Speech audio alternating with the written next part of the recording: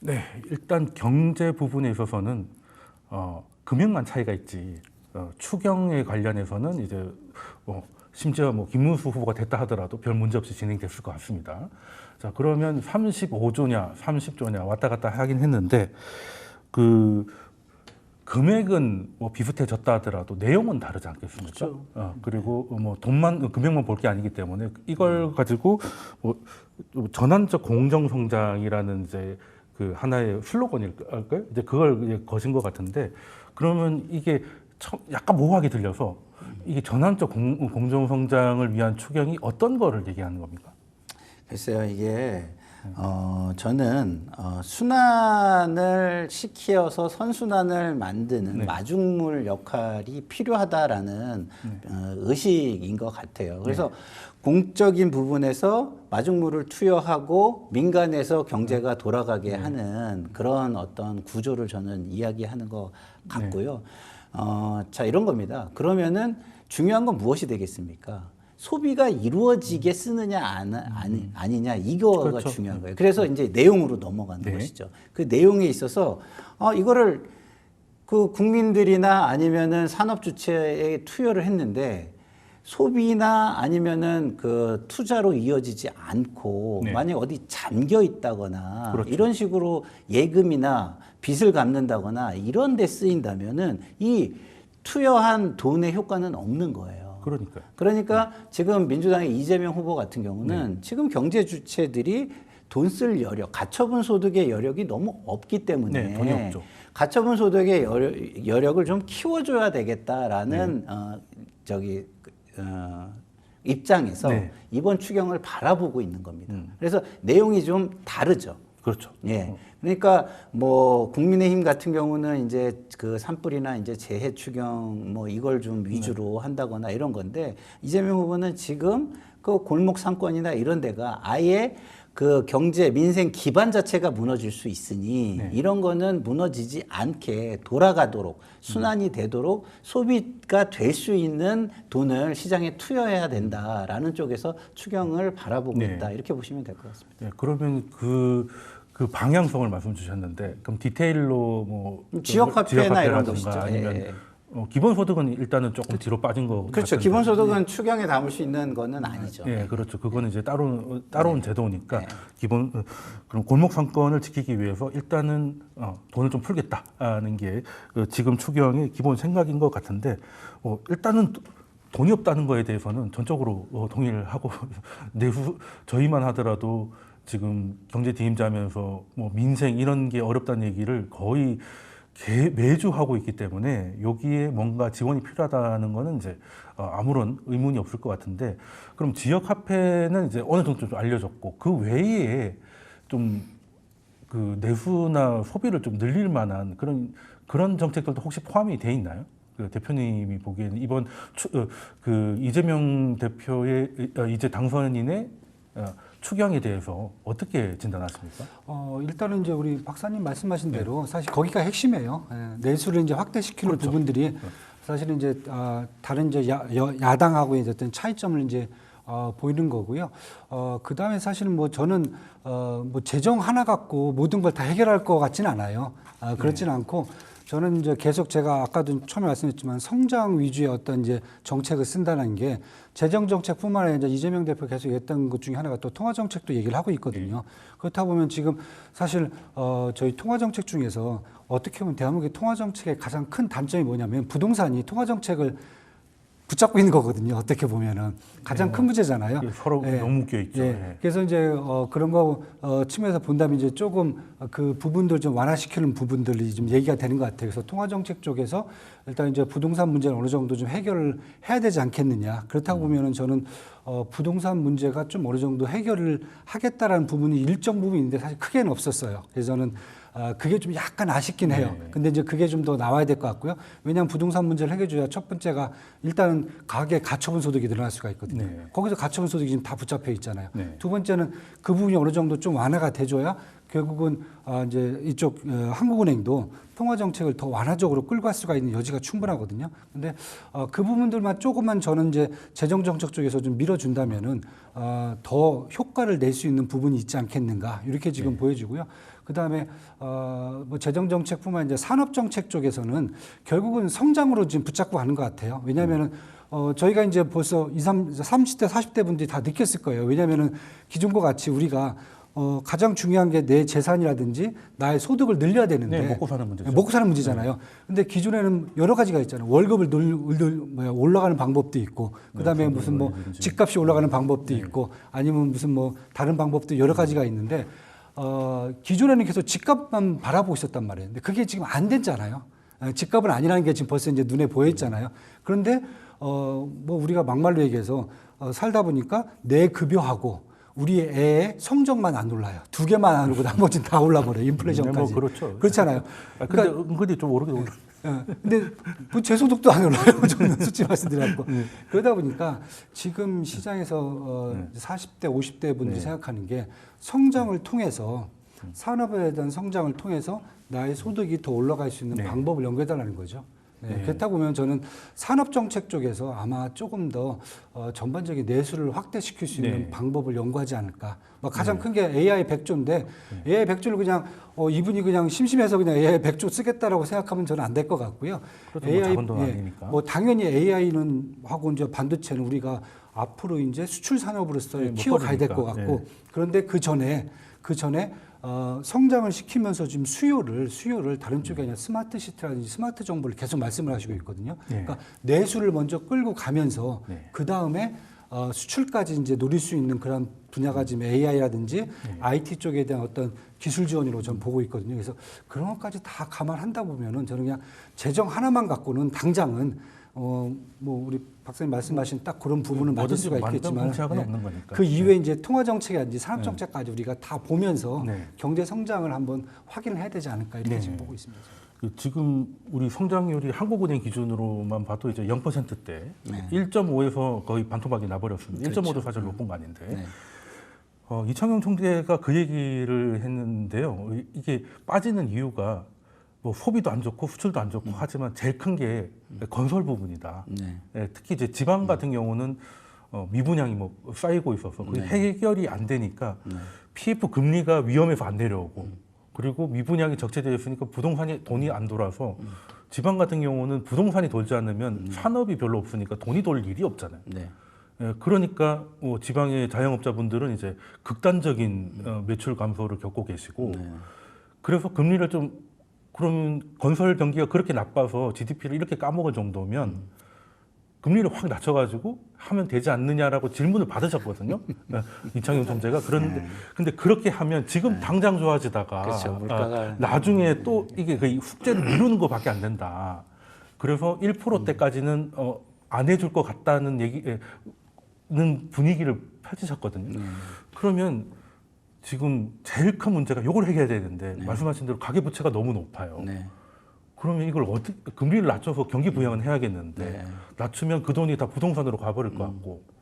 그래서 이제 팔러시 믹스라는 게 굉장히 중요한 거예요. 그렇죠. 말씀하신 대로 만병통치약은 없잖아요. 그러면 부동산 정책, 부동산 분야의 정책, 자산 분야의 정책이 경제의 단기 부양 정책이라고 한다면 이거를 구조적으로 길게 끌고 가고 선순환을 가져올 수 있는 분야도 그러니까 다시 말해서 신산업 투자라든가 그 잠재 성장률을 높일 수 있는 새로운 투자라든가 일자리의 발굴이라든가 이런 분야에 돈이 들어가야 되는 겁니다. 이게 구조적으로 선순환을 만들어주는 거잖아요. 그러니까 단기적인 투자에만 너무 몰입을 하면은 선순환 구조는 만들어지지 않는 상황에서 계속 자산 가치만 버블이 거품이 생겨가지고 물가의 문제가 발생을 하게 되는 거고 그다음에 양극화와 박탈감, 상대적 박탈감의 문제가 발생하게 되는 거죠. 그래서 지금 이명박 대통령 같은 경우는 성남시장 경기지사를 지내면서 이 실물 경제에 좀 굉장히 감각을 많이 익히신 것 같아요. 네, 이재명 도지사도 네, 이재명 대통령이라고 죄송합니다. 이재명 성남시장 이재명 도지사 죄송합니다. 대통령 이재명 대통령께서는 그런 어떤 실물 경제에 대한 감각을 굉장히 많이 익히신 것 같아요. 그래서 지금 문재인 정부에서 만들어 놓은 징벌적인 어떤 규제나 세제 이런 거는 징벌적이지 않게 푼다. 대표적으로 뭐 종부세 같은 거 말씀하시는 그렇죠. 네. 그래서 이게 어디까지를 우리가 자산 투자로 볼 것이냐, 그리고 그렇죠. 어디서부터는 투기로 볼 것이냐. 그게 참 애매하죠. 예, 그런 부분도 국민적인 합의와 동의를 통해서 좀 만들어내서 노후를 위한 자산 증식 투자 같은 것도 그 기준선 안에서는 활성화를 시켜야 단기적인 경기 부양, 그다음에 미분양 사태의 해결, 뭐 이런 것들은 해소가 될 수가 있는 거잖아요. 그러나 이제 그것만 해서는 안 되기 때문에 AI의 그 인프라를 국가가 깔아서 그런 건 산업이 들어올 수 있는 리스크를 해칭을 해줌으로써 들어와서 도전을 해봐라. 리스크는 기본 리스크는 우리가 해소해 줄게. 그러니까 인프라 그 시설이라든가 뭐 AI를 이용하는 어떤 클라우드라든가 뭐 이런 것들은 우리가 해결해 줄 테니까 이걸 비즈니스 모델화하고 사업화하는 걸 들어와서 한번 해봐.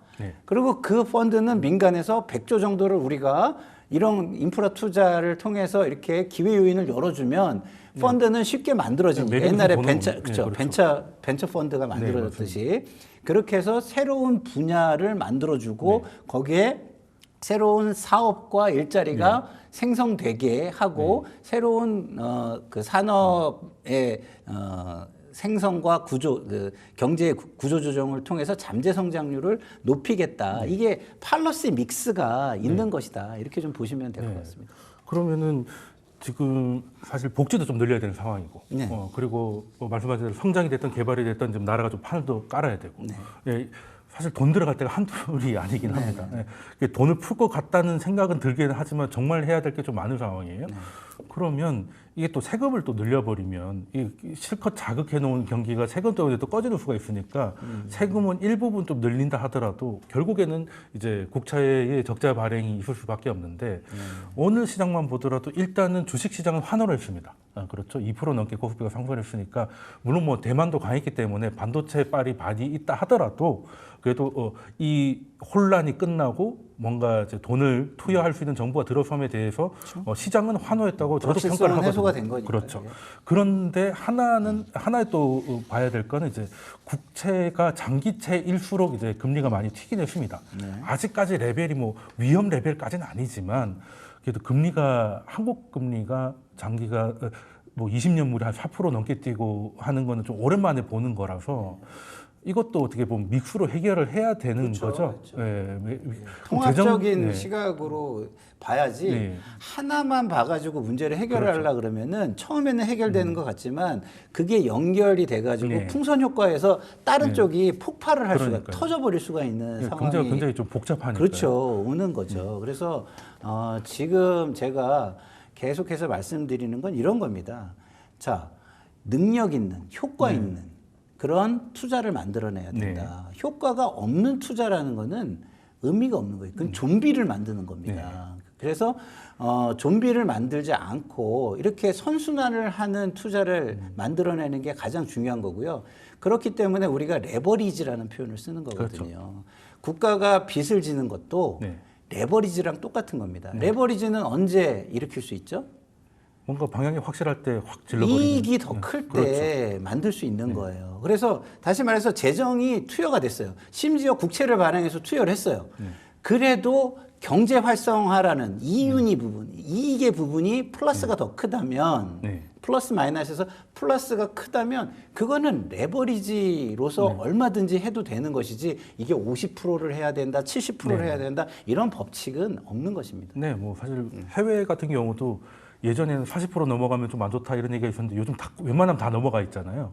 그리고 뭐 미국도 이렇게 빨리 늘면 신용등급은 떨어지긴 했습니다만 뭐 크게 문제는 없었고 그런데 또 아예 문제가 없는 것도 아닌 것 같기는 하더라고요. 아예 문제가 없진 않죠. 그래서 이 임계점이 어느 정도일지가 어떻게 보면은 정책 입안자들의 실력일 것 같은데. 실력이죠.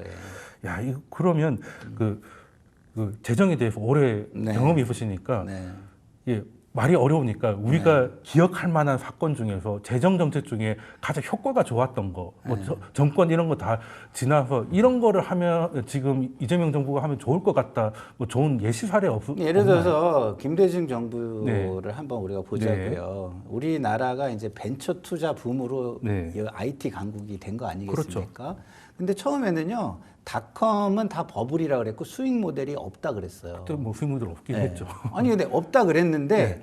당시에는, 네. 수익을 사람끼리 창출을 해내는 겁니다. 금융 분야도 보세요. 네. 거기에 무슨 생산품이 있습니까? 없죠. 네. 근데 상호 간의 인식과 신용이라는 걸로 이익이라는 걸 창출해내는 거예요. 그렇죠. 그러니까 자금을 IT 돌려주는. 분야도 마찬가지입니다. 네. 그 AI도 지금 우리가 막연한 두려움으로 AI가 들어오면 일자리도 뺏기고 거기에서 어떤 임금이나 이익 창출이 없을 거라고 보는데 그렇지 않아요.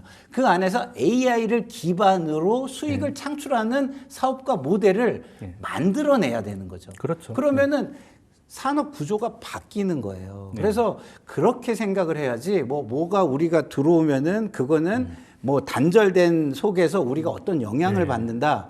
이렇게 생각하는 것은 정말 잘못된 것이다. 네, 그래서 분절해서 볼 필요가 예, 없다. 예. 그것을 보여주는 굉장히 좋은 예가 예.